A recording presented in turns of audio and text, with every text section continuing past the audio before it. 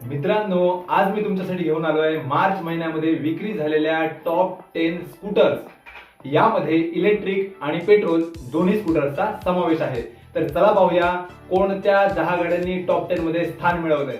10व्या क्रमांकावर आहे हिरोची डेस्टिनी, 24,177 युनिट्सची विक्री मार्च महिन्यात झाली आहे। 9वा क्रमांक पटकावलाय तो यमाहाच्या रे झेडारने, 25,798 युनिट्सची विक्री मार्च महिन्यात झाली आहे। 8व्या क्रमांकावर आहे सुझुकीची बर्गमॅन, 26,889 युनिट्सची विक्री मार्च महिन्यात झाली आहे आणि मार्च मध्ये बर्गमॅनचं नवीन फेसलिफ्ट व्हर्जन लॉन्च झालंय। 7व्या क्रमांकावर आहे होंडाची डिओ, 31,180 युनिट्सची विक्री मार्च महिन्यात झाली आहे, जी की 110 आणि 125 अशा दोन्ही व्हेरियंट मध्ये आपल्याला पाहायला मिळते। 6वा क्रमांक पटकावलाय तो टीव्हीएसच्या एंटॉर्कने, 32,598 युनिट्सची विक्री मार्च महिन्यात झाली आहे, जी की 125 आणि 150 सीसी मध्ये आपल्याला पाहायला मिळते।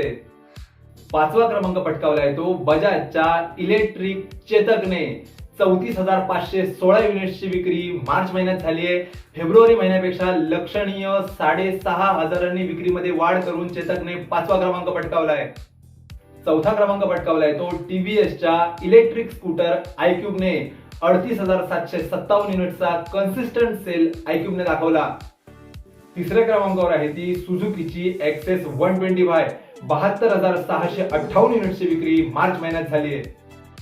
2ऱ्या क्रमांकावर आहे ती टीव्हीएसची मोस्ट सेलिंग ज्युपिटर, 1,24,771 युनिट्सची विक्री मार्च महिन्यात झाली आहे। आणि पहिला क्रमांक पटकावलाय तो हुंडाच्या मोस्ट सेलिंग स्कूटर ऍक्टिवाने, 2,59,670 युनिट्सची विक्री मार्च महिन्यात झाली आहे।